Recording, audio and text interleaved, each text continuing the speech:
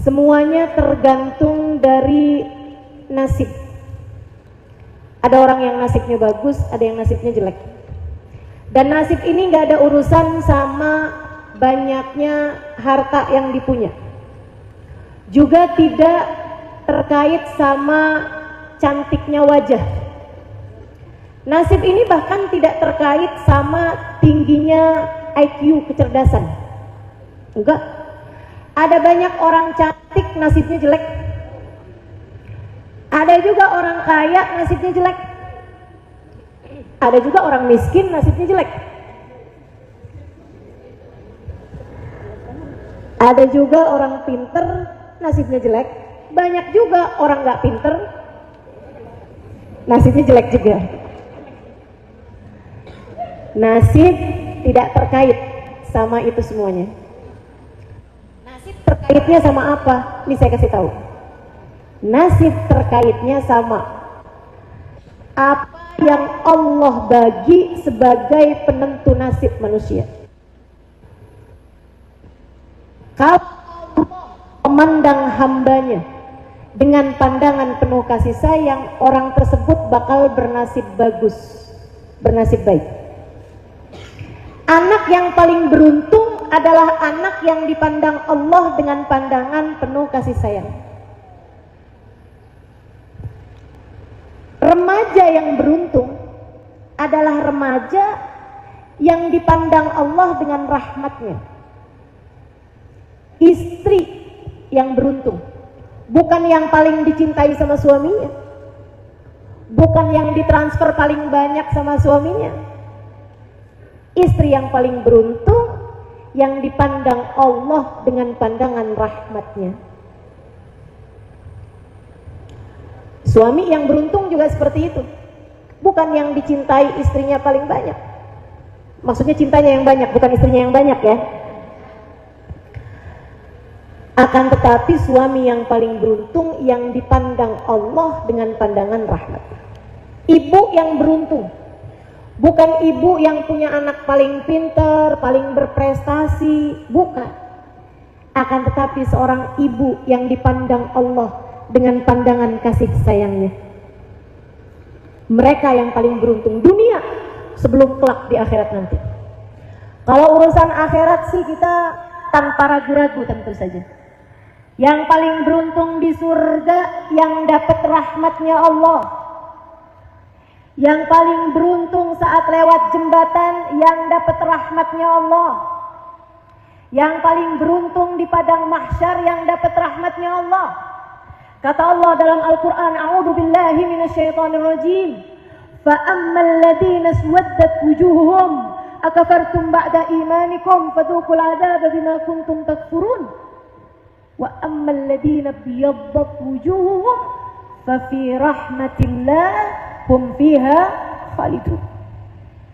Di padang mahsyar nanti kata Allah, aku akan jadikan sebagian wajah bercahaya, sebagian wajah aku hitam legamkan.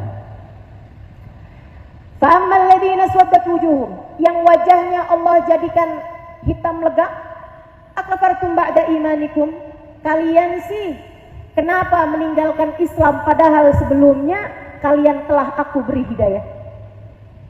Kenapa kamu lebih tertarik cinta dunia padahal sudah aku perdengarkan padamu firman-firmanku? Kenapa kamu lebih tertarik jalan-jalan yang membuatmu jauh dari Allah dan meninggalkan ajaran serta jalan yang dibawa oleh Nabi Muhammad dan diteruskan oleh para ulama-ulama Islam? Fadhuqul adab. Sekarang karena kamu lebih tertarik sama selain jalannya Allah, rasakanlah azab. Bima kuntum takfurun, sebab ingkarnya kalian tersebut. Fa'ammal ladhina biyaddat wujuhum. Nah, kalau yang wajahnya dibuat bercahaya itu kenapa ya Allah? Fafi rahmatillah. Karena mereka berhasil meraih rahmatnya Allah.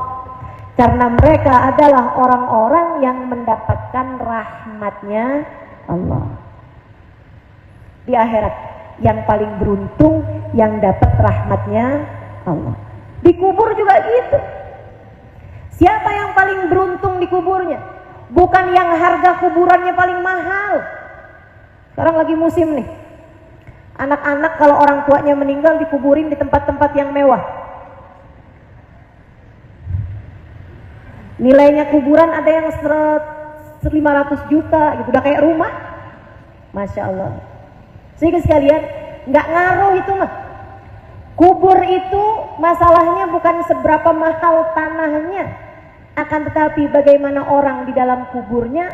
Adakah dia telah meraih rahmatnya Allah, ataukah dia adalah seseorang yang dibenci, dimurka oleh Allah. Na'udzubillah min dzalik. Ini kalau urusan akhirat, teman-teman. Diawali urusan akhirat itu dari saat ajal datang menjemput. Saat kematianmu tiba, kamu hanya akan menjadi salah satu dari dua jenis orang yang Allah berkenan memandangmu dengan kasih sayang, ataukah seseorang yang Allah tak sudi membukakan pintu rahmatnya bagimu.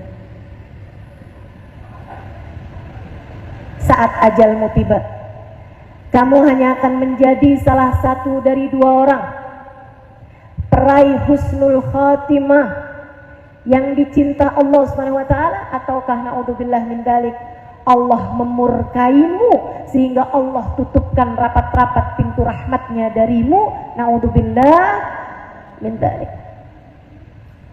Orang kalau udah sama Allah ditutup darinya pintu rahmat, kira-kiranya mau pergi kemana kalau ajal datang menjemputnya? Sehingga sekalian, saya ingat saya ini lama hidup di pondok pesantren. Ini Ustadzah Aisyah Baharun adalah ustadzah saya, kakak kelas saya semasa kita di Darul Lughah wa Dakwah. Begitu kan Ustadzah? Kakak kelas saya dan mengajar juga di kelas saya. Habis dari Darul Lughah, saya pindah pesantren di Al-Tauhidiyah Tegal, kemudian pindah lagi di Al-Anwar Sarang Rembang, kemudian ke Tarim Hadramut Daruz Zahra, sampai dengan mengajar di Daruz Zahra. Saya lama di pondok pesantren dan saya betah di pondok pesantren. 12 tahun saya mondok pesantren. Kalau dibilang pinter, mudah-mudahan. Tapi kalau ngelihat masa belajarnya sebenarnya nggak pinter-pinter amat lah. Lama belajarnya, 12 tahun. Saya betah di pondok pesantren. Tapi kalau saya ditanya, Ustazah, waktu mondok pesantren saat apa yang paling Ustazah sukai? Saat saya ada di pondok pesantren, saat yang paling saya sukai adalah saat saya pulang ke rumah. Seneng bener saya hitungin harinya, kurang berapa hari lagi gitu. Kenapa gitu? Karena saya tahu saat saya pulang ke rumah, yang di rumah ridho pada saya, yang di rumah sayang sama saya, yang di rumah bersiap menyambut saya dengan segala kasih sayang mereka. Umi saya udah tanya mau dimasakin apa, abah saya tanya mau diajak jalan-jalan kemana, mau dibeliin apa. Gimana nggak senang? Saya pikir semua orang selalu senang pulang, tapi ternyata tidak. Satu hari ketika saya sudah mulai ngajar-ngajar seperti ini, saya lagi ada di Jakarta, HP saya pegang buat nunjukin jalan ke arah majelis. Di tengah jalan, waktu handphone saya pegang itu, ada telepon masuk. Membuat saya nggak bisa lihat petanya. Mau nggak mau saya mesti angkat, padahal biasanya saya tidak mengangkat telepon dari nomor yang tidak saya kenal. Jadi nggak usah coba-coba telepon saya. Saya pun mengangkat nomor telepon tersebut karena saya mau bilang sama dia tolong tutup teleponnya sebab HP-nya sedang saya pakai buat tunjuk jalan. Ketika saya angkat, suara tangisan seorang perempuan. Nyesek banget nangisnya. Sampai mau saya tutup kesian. Akhirnya saya bilang sama yang nyetirin saya, kita minggir dulu aja. Saya tanyain, kamu kenapa? Dia bilang, maafin saya Ustazah. Kamu siapa sih? Ustazah nggak kenal sama saya. Ya makanya saya tanya. Ustazah nggak perlu kenal siapa saya. Oke baiklah. Ustazah kasih tahu saya mesti ngapain. Dia pun kemudian bercerita bahwa dia adalah seorang anak gadis umur 21 tahun yang kabur dari rumah sama pacarnya. Dia sekarang galau, dia sekarang gelisah, dia tidak tahu apa yang harus dia lakukan. Dia kemudian telepon temannya memberikan nomor telepon saya. Teman-teman sekalian, saya karena terkait sama hukum fikih, saya mesti jelas tanya sama dia. Adakah kamu sekarang sedang hamil? Dia bilang, enggak Ustazah. Alhamdulillah. Adakah sekarang kamu masih perawan? Enggak Ustazah. Innalillah. Yang tadi alhamdulillah ya. Saya bilang baik. Sekarang hal pertama yang harus kamu lakukan adalah bertaubat kepada Allah. Kamu sesali dosa perzinaan yang telah kamu lakukan. Hal kedua yang harus kamu lakukan adalah pulang ke rumah orang tuamu. Dia bilang, Ustazah jangan suruh saya pulang. Saya bilang, kamu harus pulang. Saya nggak berani pulang. Saya takut pulang. Kenapa saya bilang? Sebab pasti orang tua saya benci saya. Pasti orang tua saya mengusir saya. Pasti orang tua saya tidak akan berkenan menerima saya. Marhaban bil qaili adlan, marhaban bis salati ahlan wa marhaban. Allahu akbar. Allahu akbar.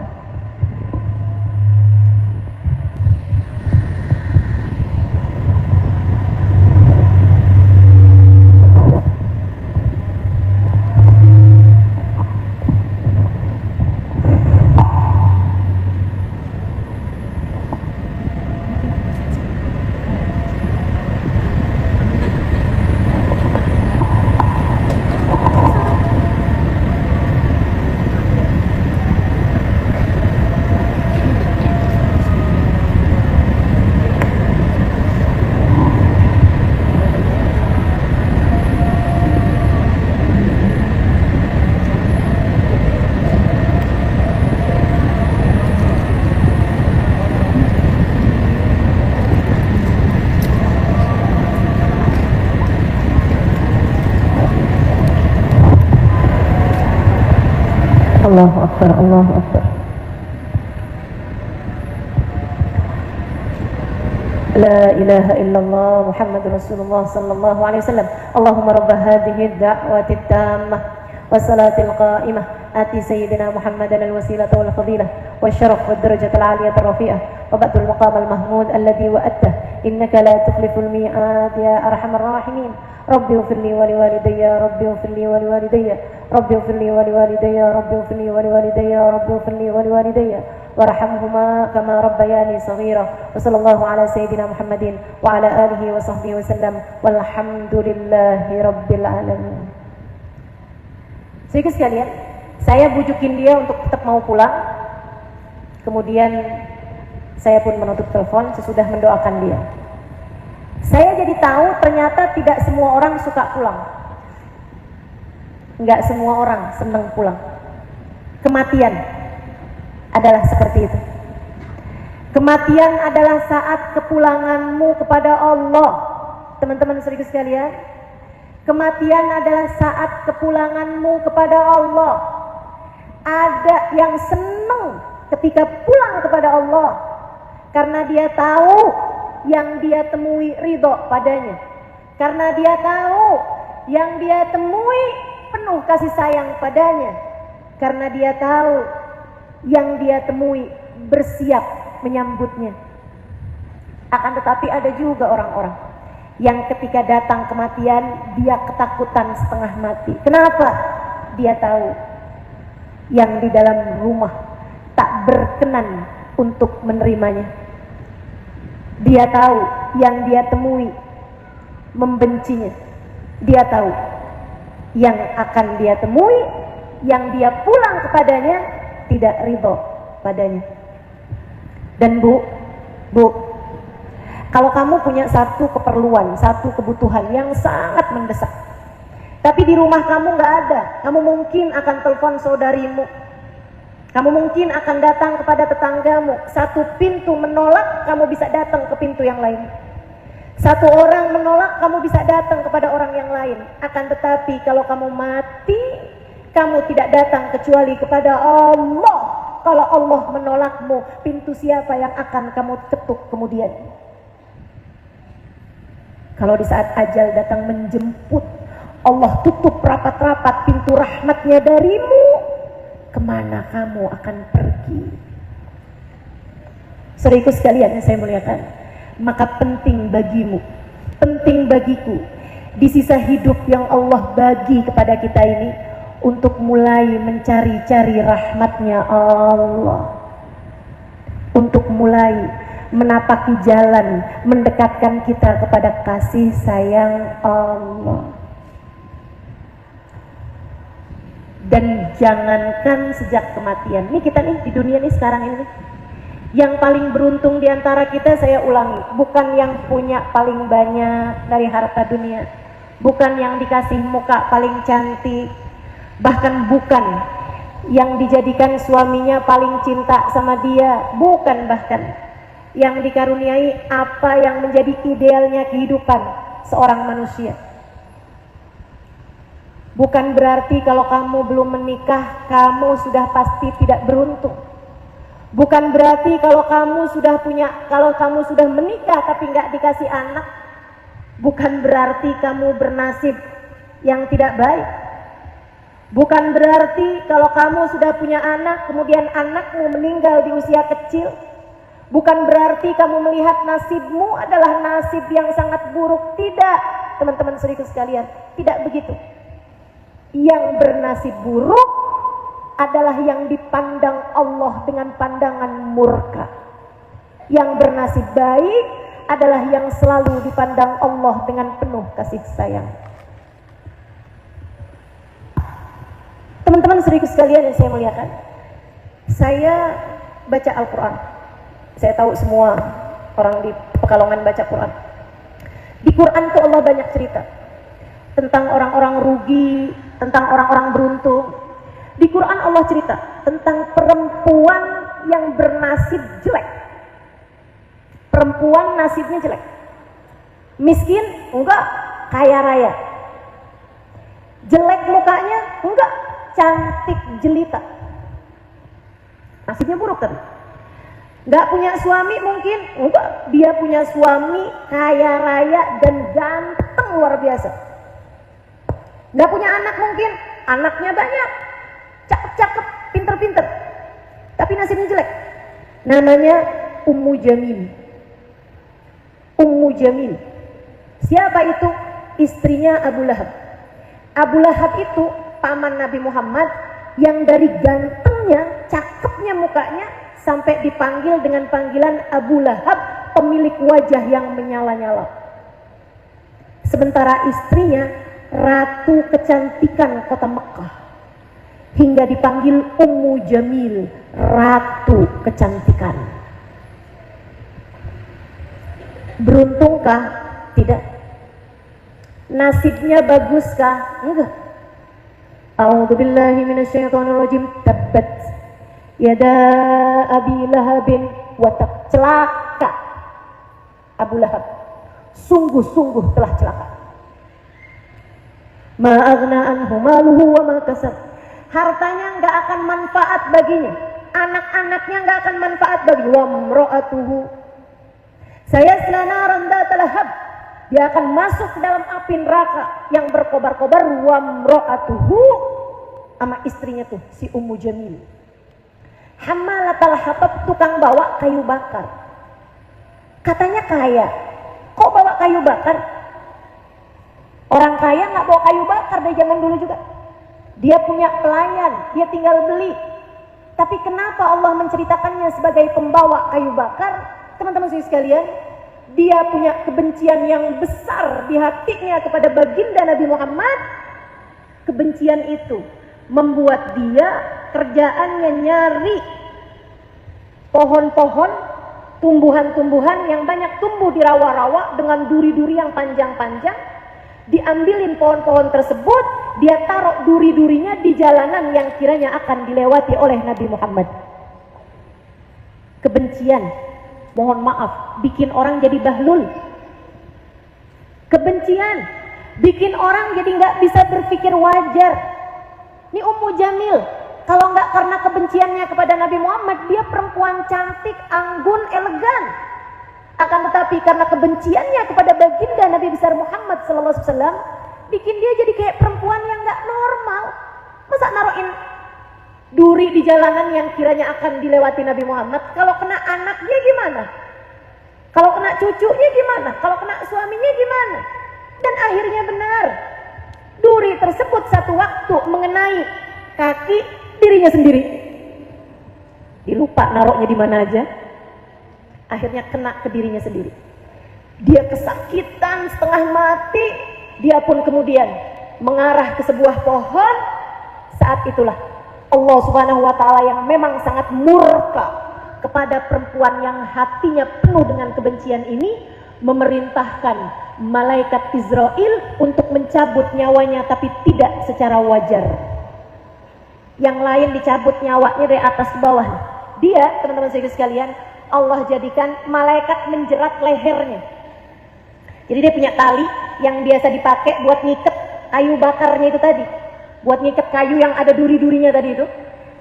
Talinya itu tersampir di kanan kiri bahunya. Malaikat dari belakang ngambil bagian kanan, ngambil bagian kiri, tengah-tengahnya ada pohon, dijerat sama malaikat. Hingga matilah dia dalam keadaan fi jidha hablun min masad. Di lehernya ada tali yang menjerat.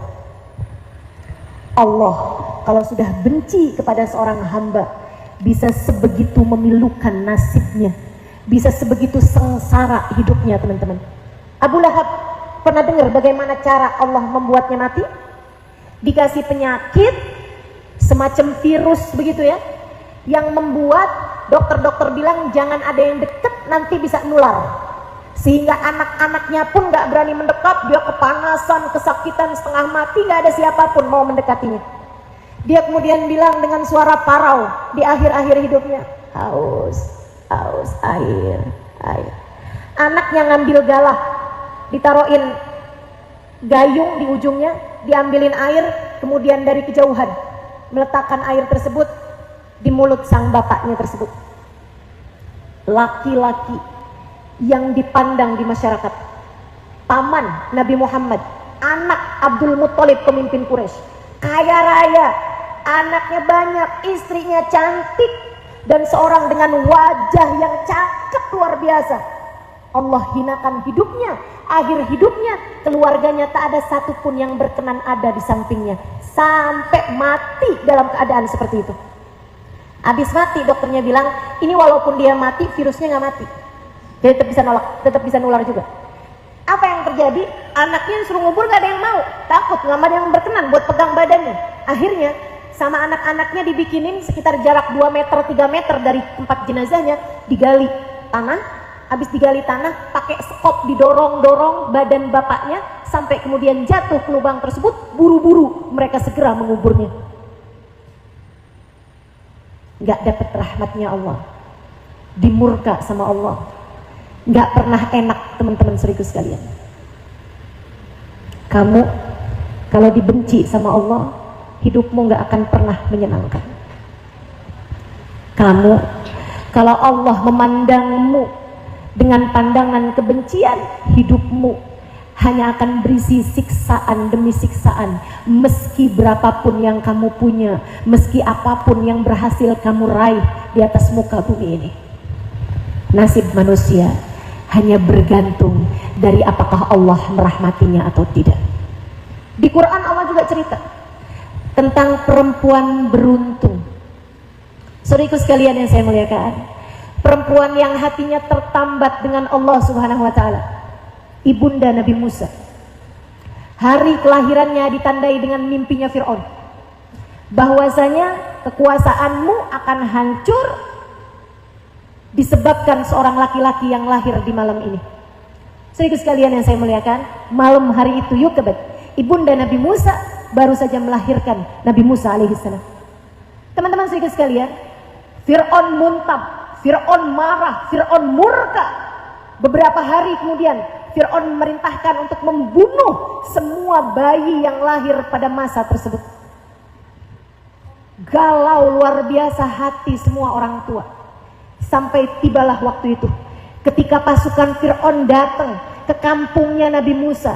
Ibunda Nabi Musa galau luar biasa, kacau hatinya. Ya Allah, apa yang harus saya lakukan terhadap putraku ini ya Allah. Teman-teman saudaraku sekalian yang saya muliakan, gak lama dia dengar anak laki-laki di rumah tetangganya yang semula menangis, gak lama kemudian tertebas pedang pasukannya Fir'aun hingga kemudian tewas seketika itu juga, diiringi dengan jeritan ibu, bapak dan seluruh keluarganya. Ibunda Nabi Musa semakin kalut. Dia minta kepada Allah, ya Allah, selamatkanlah anakku. Teman-teman, perempuan yang hatinya bersambung sama Allah, dipandang sama Allah dengan pandangan kasih sayangnya, Allah punya lebih dari 1001 cara untuk bisa menyelamatkannya. Allah perintahkan, letakkan dia di dalam kuali yang tengah menyala api di bawahnya itu. Sang ibu yang hatinya bergantung sama Allah, ketika Allah memerintahkannya seperti itu, malaha illa an taqul sami'na wa ata'na. Ya Allah, aku dengar dan aku penuhi perintahmu. Diletakkan anaknya di situ. Saudaraku sekalian, pasukan nyari gak akan pernah kepikir dong. Masa ada orang tua anaknya mau dibunuh, daripada dibunuh sama pasukan Nabi Musa, mendingan sekalian aja dah dibuat marak. Ya mungkin. Sekalian aja dibuat rendang. Nggak mungkin kan dibuat gulai misalnya gitu, nggak ada. Mereka nggak kepikir ada seorang yang meletakkan anaknya di tengah kuali tersebut. Bawahnya api menyala. Selamatlah Musa, pasukan semuanya pergi, sudah mereka mencari ke sana kemari nggak dapat anaknya. Kemudian sudah mereka jauh, ibunda Nabi Musa dengan panik membuka kuali tersebut. Di sanalah dia mendapati anaknya selamat tanpa kurang suatu apa. Allah kalau mau nyelamatin, apa sih yang orang bisa perbuat? Apa? Allah kalau mau menyelamatkan, api nggak bisa ngebakar. Allah kalau mau menyelamatkan, air tidak bisa membuat tenggelam. Allah kalau mau menyelamatkan, apapun aja bisa Allah berikan. Termasuk kepadamu teman-teman. Kalau Allah mencintaimu, Allah menaikkanmu. Kalau Allah mencintaimu, Allah mendengar tiap keluh kesahmu. Kalau Allah mencintaimu, Allah akan selalu membahagiakan hatimu. Allah akan selalu mengamankanmu dari semua ketakutan-ketakutanmu. Lebih ajaib lagi, ibunda Nabi Musa berdoa meminta petunjuk pada Allah. Ya Allah, bagaimanapun orang nanti pasti akan dengar bahwa saya punya anak. Ya Allah, gimana cara saya menyelamatkan anak saya? Allah bilang, alqihi fil yam, hanyutkan dia di sungai. Allah kalau punya urusan semau-mau Allah, teman-teman. Minta diselamatin malah disuruh hanyutkan ke sungai. Dikerjain, hanyutin ke sungai. Hati itu kalau udah terpaut sama Allah, apapun yang jadi perintah Allah, sami'na. Disuruh sholat 5 waktu, sami'na. Disuruh nutup aurat, sami'na. Disuruh lemah lembut kepada suami, sami'na. Disuruh lemah lembut kepada anak-anak, sami'na. Disuruh berbakti kepada orang tua, sami'na. Begitu. Maka dia pun sami'na wa ata'na, dihanyutkannya anak tersebut. Sambil galau hatinya membuat kepada saudara Nabi Musa, kakaknya Nabi Musa.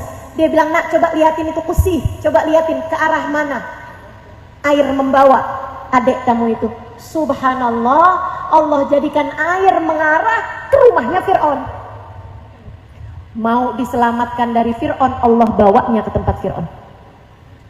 Istrinya Asiyah lagi mandi-mandi, kelihatan ada apaan tuh, pas dilihat anak bayi. Dia pun ngambil bayi tersebut, cakep, Allah taruhkan dalam hatinya rasa cinta. Dia pun kemudian masuk bawa anak. Fir'aun bilang, apa tuh Asiyah? Anak bayi. Laki apa perempuan? Jangan gitu dong, Mas Fir'aun. Udah saya lihat anaknya. Laki atau perempuan? Laki-laki. Mungkin ini anak yang akan menghancurkan kekuasaanku. Aku akan segera membunuhnya. Jangan gitu, Mas. Teman-teman sekalian, dari kisahnya Asiyah sama Fir'aun yang bisa membuat Fir'aun menerima Musa di rumahnya sesudah membunuh ribuan anak laki-laki yang lahir di tahun tersebut, membuat saya jadi berpikir bahwa ternyata semua suami sama saja bisa dirayu istrinya. Betul nggak? Suamimu nggak Fir'aun amat loh.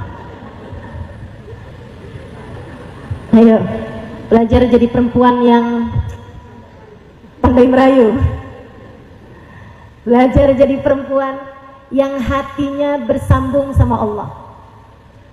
Minta petunjuk pada Allah dalam segala keadaan. Itu pasti dibimbing terus-terusan. Yang saya bayangin Asiyah ngomong begini, Fir'aun, bagaimanapun kalau itu adalah takdir yang harus kamu jalani, itu pasti akan terjadi mau atau tidak mau. Kalau anak yang dimaksud itu adalah anak ini, segala macam cara kamu menghancurkannya, kamu gak akan pernah bisa. Bukankah daripada anak ini jauh di mana-mana, jauh lebih aman bagimu kalau anak ini di rumah kita? Iya juga ya. Dirawat, anak lain dibunuh, anak yang akan menjadi kehancurannya Fir'aun malah justru dirawat. Lihat bagaimana cara Allah menyelamatkan hamba-hambanya. Nggak masuk di akal kadang-kadang. Ibunda Nabi Musa nangis di rumahnya, ya Allah. Ini bentar lagi nih Musa ditebas batang lehernya nih. Nabi Musa bentar lagi nih nggak selamat, ya Allah. Selamatkan Musa, ya Allah. Selamatkan Musa. Dia tidak berurusan dengan Fir'aun, dia tidak berurusan dengan Asiyah, dia tidak berurusan dengan siapapun. Hatinya hanya berurusan kepada pengendali semua manusia, Allah Subhanahu wa ta'ala. Teman-teman saudara itu sekalian, dari cerita ini kamu bisa tahu hati Fir'aun berada dalam kendali Allah, hati Asiyah dalam kendali Allah, hati raja-raja yang bahkan ngaku jadi Tuhan dalam kendali Allah. Apalagi hati suamimu itu, apalagi hati anak-anakmu. Kok kamu sampai ngerasa kewalahan ngadepin suami kamu? Kok kamu sampai ngerasa betapa sulitnya mendapatkan hati suami kamu? Kenapa kamu sampai sebegitunya gitu? Teman-teman seribu sekalian yang saya muliakan, kamu lupa.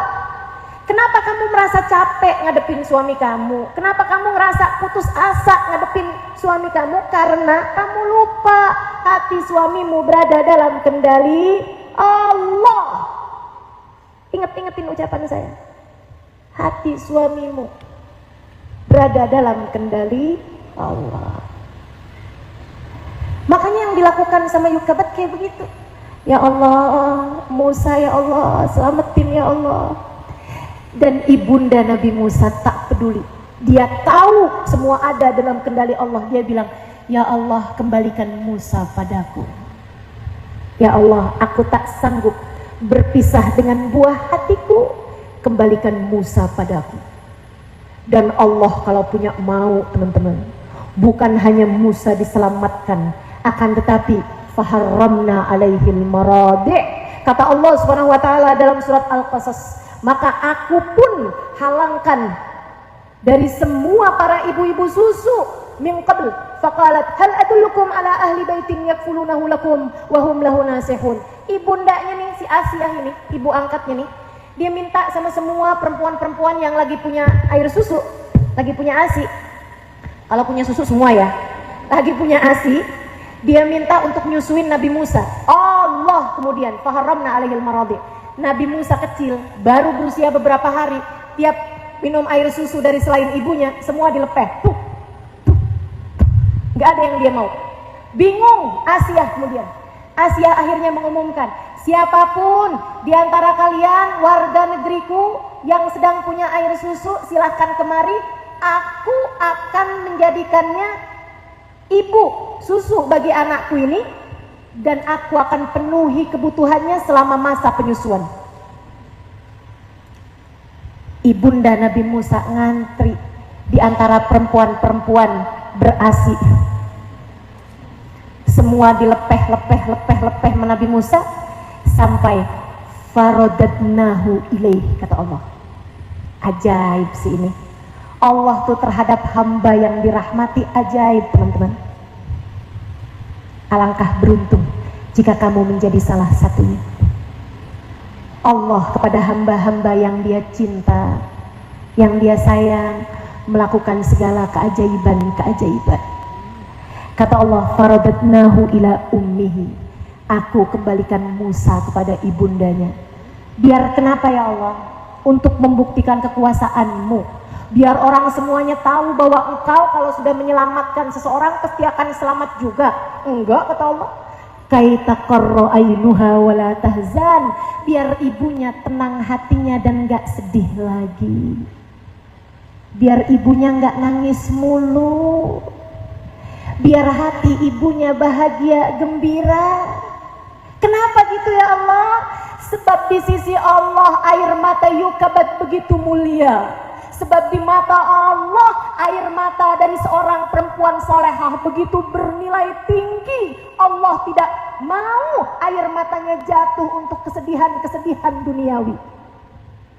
Kamu kalau dicinta sama Allah, Allah akan peduli setiap rasa hatimu, teman-teman. Kamu kalau dicinta sama Allah, Allah tak akan membiarkanmu bersedih hati. Sekarang terserah kamu, mau jadi Ummu Jamil atau mau jadi Yukabat. Pilihan ada padamu. Saat hidup ini, kalau kamu memilih, baiklah kalau begitu. Saya ingin menempuh jalan menuju kasih sayang Allah. Saya ingin menjadi seorang perempuan yang bernilai di mata Allah. Saya ingin menjadi seorang perempuan yang memiliki hubungan erat, dekat, hangat dengan Allah Subhanahu wa Ta'ala. Kalau kamu serius pengen menjadi yang seperti itu, saya kasih tahu jalannya. Ada 5 tangganya, saya cuma mau terangin tipis-tipis saja karena udah sore. Yang pertama, utama, tinggalin dosa. Bertaubatlah dari dosa. Apapun aja jenis dosanya. Kalau kamu di saat malam suamimu tidur, kamu WhatsAppan seorang laki-laki yang tidak halal bagimu, yang ketemuan saat reunian SMA, kamu bilang, suami saya nggak tahu ini, segeralah bertaubat. Suamimu tak tahu, tapi Allah tahu. Kalau kamu di saat kamu sedang sendirian, kamu biarkan matamu, kamu biarkan telingamu mengerjakan hal-hal yang diharamkan Allah Subhanahu wa Ta'ala, segeralah bertaubat, tinggalkan segala dosa. Sebab meski tak ada mata siapapun memandangmu, Allah Subhanahu wa Ta'ala melihatmu, melihat hatimu. Dan yang lebih berbahaya, Allah melihat ketertarikanmu terhadap yang diharamkan Allah Ta'ala. Allah tuh kalau lihat hambanya tertarik sama yang haram, Allah akan cabut darinya kenikmatan pada yang halal. Hati-hati, hati-hati. Saudara sekalian yang saya muliakan, hati-hati sama semua jenis perkara-perkara dosa, termasuk harta yang haram. Hati-hati. Lebih baik sedikit tapi halal daripada banyak akan tetapi haram, ia dapat membakar dunia sebelum akhirat. Nggak lihat gimana yang haram-haram bikin apa tuh sama orang-orang yang kamu saksikan di acara kriminal di televisi? Bagaimana harta korupsi bikin apa tuh teman-teman saya sekalian? Bawa kemana? Bawa penjara, bawa kehinaan hidup dunia, bawa kepada derita demi derita. Itu belum akhirat, masih dunia tuh udah Allah tunjukkan betapa yang haram tidak akan membawamu kepada kenikmatan apapun, hanya akan membawamu kepada dosa demi dosa, hanya akan membawamu kepada rasa tersiksa. Gak ada enak-enaknya barang haram. Barang haram tuh kamu kerjain seneng sebentar, susahnya lama. Tapi kalau barang halal, kayak ibunda Nabi Musa Yukabet, ketika melaksanakan perintah Allah, nyuruh anaknya ditaruh di atas kuali nyala, kuali panas, dia laksanakan perintah Allah, galau, takut, sebentar, senengnya lama. Ketika Allah menyelamatkan anak tersebut, Allah suruh bawa, hanyutkan di sungai, galau, takut, khawatir, gelisah, berapa lama? Sejam, 2 jam, sehari, 2 hari, sesudahnya senang untuk waktu yang sangat lama. Selalu seperti itu urusan dunia teman-teman, nggak usah tertarik sama barang haram. Kepengen punya yang dipunyain sama temen, sampai pinjol, sampai mau-maunya jadi simpenan om-om. Ada yang begitu, mohon maaf, sampai mau-maunya jadi yang orang-orang hujat, namanya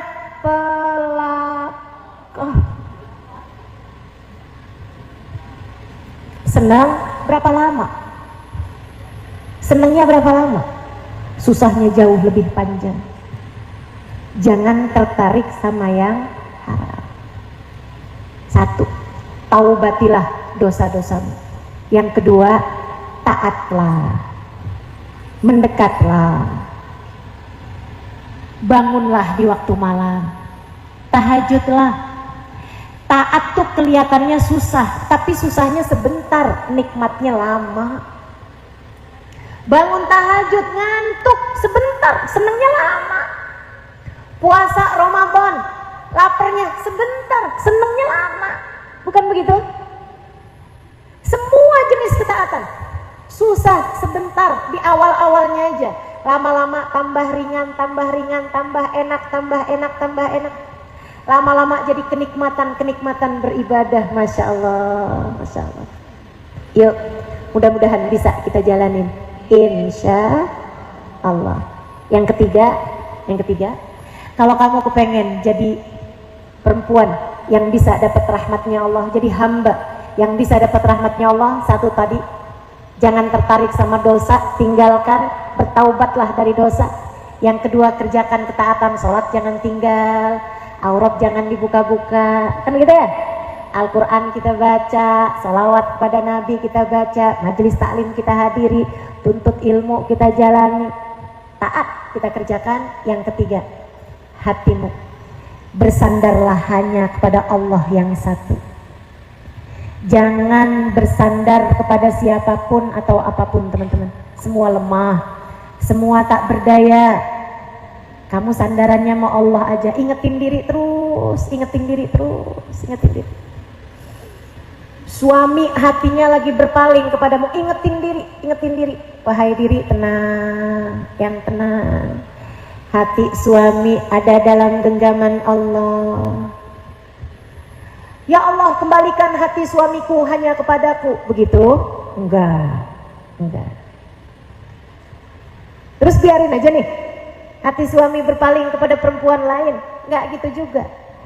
Tapi kamu harus cari tahu, kenapa Allah membuat hati suamimu berpaling darimu.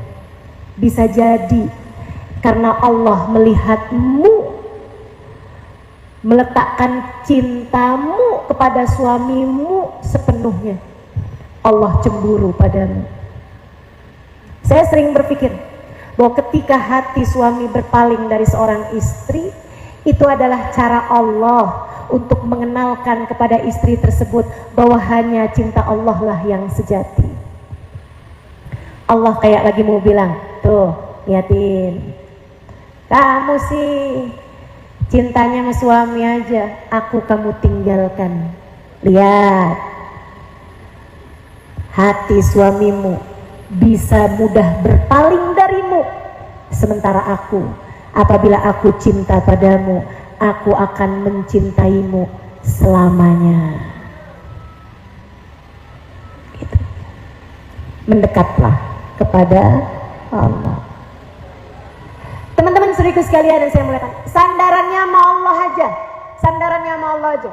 Bilang sama hatimu, ya Allah, saya lemah, akan tetapi bersama saya ada Engkau Dat yang maha kuat, maka saya tidak akan takut terhadap apapun. Ya Allah, saya sakit, tapi bersamaku ada Engkau.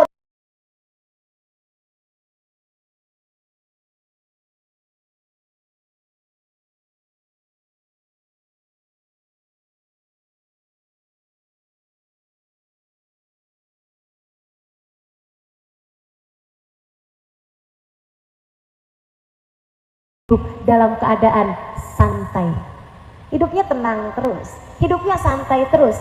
Bukan berarti hidupnya nggak punya masalah, bukan berarti hidupnya selalu senang terus-terusan, bukan. Akan tetapi dia sandarannya enak kepada Allah, sandaran sepenuhnya hanya kepada Allah. Maka orang-orang melihatnya, ia begitu rileks, ia begitu rehat, ia begitu santai, ia begitu bahagia hidupnya. Ini kayak ibu-ibu nih, kalau ngeliat saya kayak begini kan kayak capek. Tapi kalau ibu lihat saya kayak gini, enak kan? Santai. Sedikit sekalian, itu 3. Yang keempat, kalau kamu kepengen dicinta sama Allah Subhanahu wa Ta'ala, jangan jauh-jauh dari doa. Selalulah minta sama Allah, selalulah minta petunjuk dari Allah. Pagi-pagi tuh, pagi-pagi habis sholat subuh, kamu baca zikir-zikir. Sholat duha biasanya kan, minta rezeki. Kalau urusan sholat duha nih orang Pekalongan luar biasa nih, nggak pernah tinggal, gitu ya. Sholat sunnah yang lain ada yang dikerjain, ada yang ditinggal, tapi duha nggak pernah tinggal. Kenapa gitu? Rezeki. Pagi-pagi selain kamu sholat duha, sholatlah istikharah. Ini diajarkan oleh guru kami Sayyidil Habib Umar bin Hafid berdasar dari hadisnya Nabi besar Muhammad